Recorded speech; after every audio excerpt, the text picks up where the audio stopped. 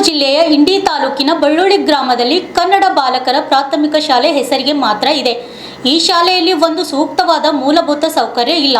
ಇನ್ನು ಸರ್ಕಾರ ನೀಡುವ ಆಹಾರದಲ್ಲಿ ಕೂಡ ಮಕ್ಕಳಿಗೆ ಉತ್ತಮ ಗುಣಮಟ್ಟ ಆಹಾರ ನೀಡುತ್ತಿಲ್ಲ ಎಂಬುದು ತಿಳಿದು ಬಂದಿದೆ. ಗ್ರಾಮದಲ್ಲಿ ಇರುವ ಶಾಲೆ ಹೆಸರಿಗುಂಟು, ಆದರೆ ಈ ಶಾಲೆ ಇಲ್ಲ. ಇಲ್ಲಿ ಸೂಕ್ತವಾದ ವ್ಯವಸ್ಥೆ ಇಲ್ಲ. ಸಂಪೂರ್ಣವಾಗಿ ವ್ಯವಸ್ಥೆ ಹಾಳಾಗಿ ಹೋಗಿದೆ. ಶಿಕ್ಷಕರು ಕೂಡ ಸರಿಯಾಗಿ ಪಾಠ ಮಾಡೋದಿಲ್ಲ ಅಂತ ಆರೋಪಗಳು ಕೇಳಿಬರುತ್ತಿವೆ. ಅಲ್ಲಿನ ಸಾರ್ವಜನಿಕರು ಪ್ರಮುಖವಾಗಿ ಆರೋಪ ಮಾಡಿದ್ದಾರೆ.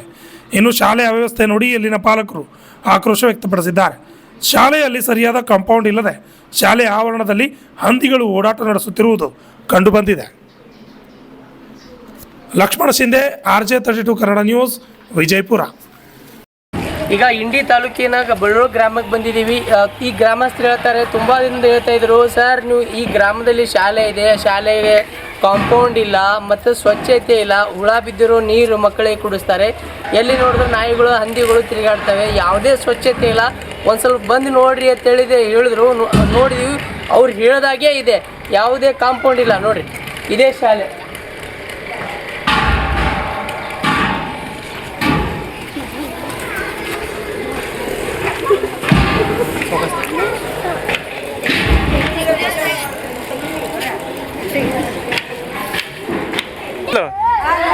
ಕಾಂಪೌಂಡ್ ಬೇಕಿಲ್ಲ ನಿಮಗೆ? ಒಳಗೆಲ್ಲ ಇಲ್ಲಿ ಪರಿಸಿ ಗಿರಿಸಿ ನಿಮ್ಗೆ ಆಟ ಆಡ್ಲಿಕ್ಕೆ ಜಾಗ ಬೇಕಿಲ್ಲ ಸ್ವಚ್ಛ?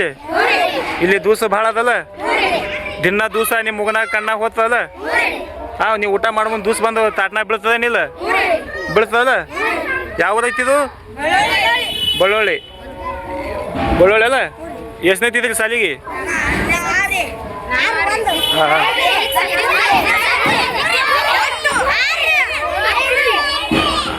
ಆಯ್ತು.